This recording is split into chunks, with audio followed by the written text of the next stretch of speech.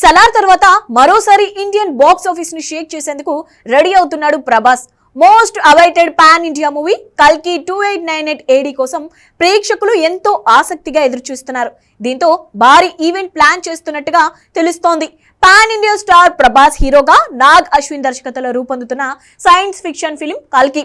Vyjayanthi movies అత్యంత భారీ budget తో నిర్మిస్తున్న ఈ చిత్రం జూన్ 27న ప్రేక్షకుల ముందుకు రానుంది.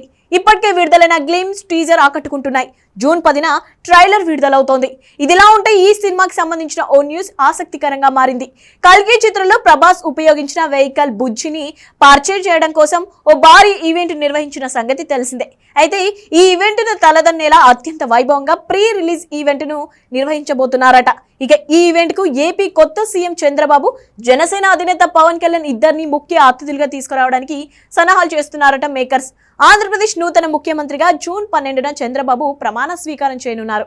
జూన్ 23 లేదా 25న జరిగే కల్కి ప్రీ రిలీజ్ ఈవెంట్ కి ఆయన సీఎం హోదాలో హాజరు కానున్నారని సమాచారం. ఒకవేళ చంద్రబాబు, పవన్ కళ్యాణ్ కల్కి ఈవెంట్ కి వస్తే మామూలుగా ఉండదనే చెప్పాలి. పవన్, ప్రభాస్ ను ఒకే వేదిక మీద చూస్తే అభిమానులు కంట్రోల్ చేయడం కష్టం.